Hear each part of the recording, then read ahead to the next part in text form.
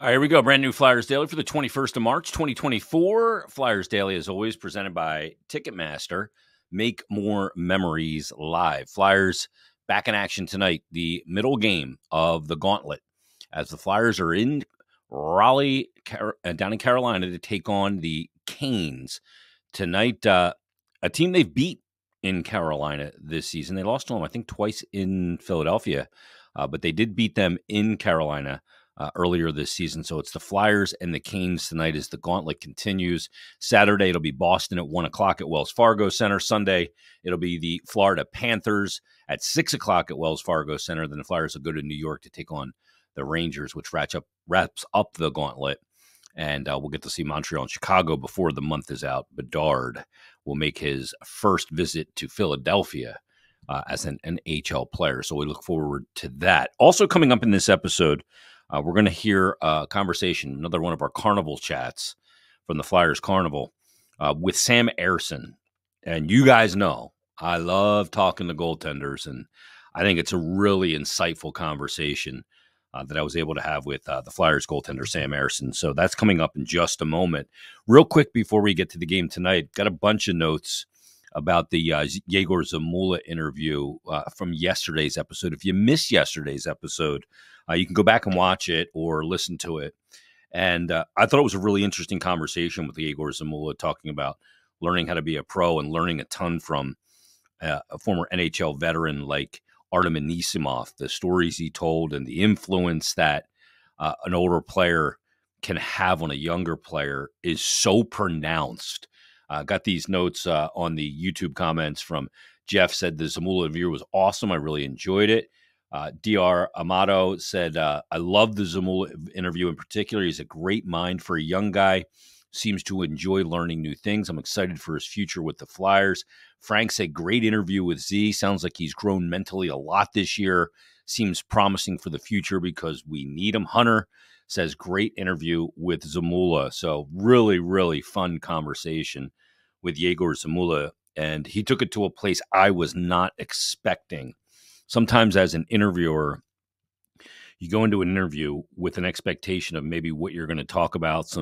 I'm not a huge preparer for interviews. I don't over prepare because I want to actually listen to what the person says and have a conversation. It's not about me just firing off questions that I wrote down and thought would be interesting. It's about having a conversation.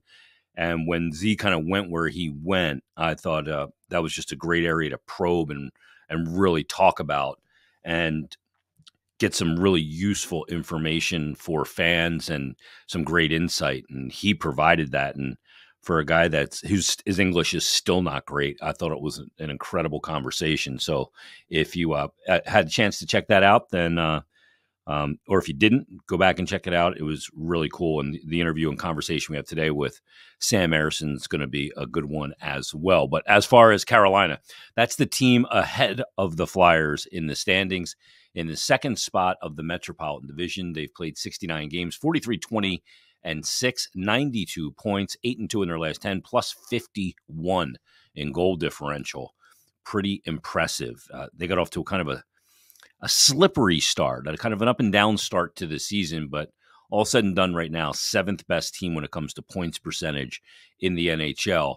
And when you look at goals for games played in the NHL, 3.39, which is eighth in the league. And we know Rod Brindamore's teams are always good at defending.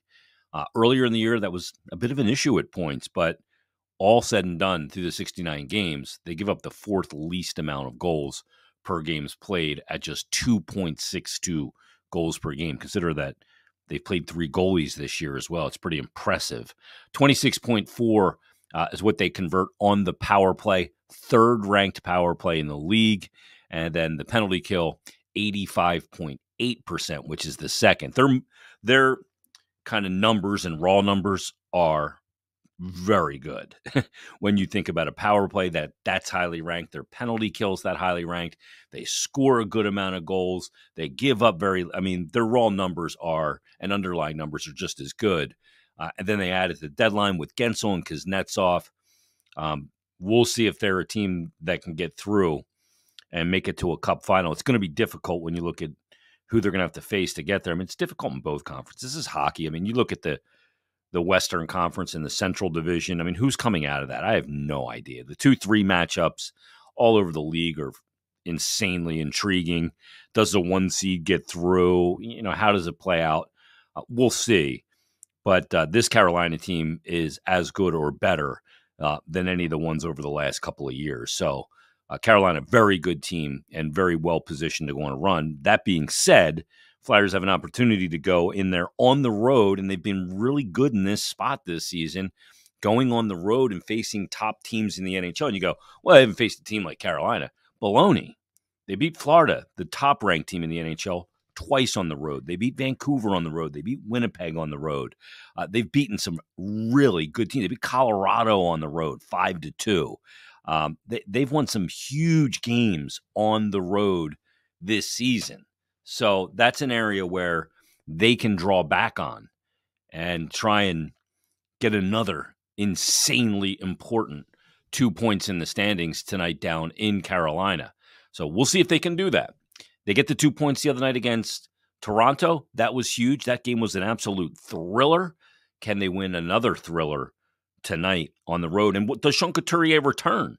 That's a big question. What are the lineup decisions in the game tonight? We'll see what John Tortorella opts to do, but huge game again tonight as the Flyers look to cement this playoff position amidst this gauntlet of a schedule. So tonight, 2 points are available. 2 points are going to have to be earned. We'll see if they can earn them against the Canes tonight. But let's get to our feature interview. Flyers Carnival, we had a chance to sit down with a lot of players and have some really cool conversations. And a real cool guy, real good goaltender, but a real cool guy is Sam Ersson. And he likes talking goaltending and much more. We start out talking about TikToks. So here's my conversation with Flyers goaltender Sam Ersson. We're with Flyers goaltender Sam Ersson. Are you a big TikTok guy? I'm definitely on there. I don't make TikToks, No? but I think everybody's on TikTok right now. Do you go down the TikTok rabbit hole and just scroll and be like, oh yeah, hey, you definitely do. And I think that's where you find your daily or so like humor clips and all that. So it's good stuff. So I'm not going to walk around the corner one day and you're going to have the phone set up on a ledge and doing a dance or something like that. No, I would never. That's like my kids. They come downstairs like, Dad, you're interrupting I'm trying to record a TikTok. Yeah. I'm like, I don't even know what you're talking about. How you been? How's like kind of this stretch been? I know it's been very busy with games and it's a grind schedule this time of year, but how's it been for you? I think it's fun. You got to enjoy it. This time of the year, you want to play meaningful games, and that's what we're doing right now. And I think if you would have told us at the start of the year that this is the position we would be in, we would be very happy to take it, and we're gonna try to take advantage of it. When you're dealing with some of the teams that you guys have, whether it's Tampa Bay and Kucherov and Austin Matthews, I got to imagine it's the most difficult release you've ever had to deal with. And like, what's it been like taking that challenge on with those guys?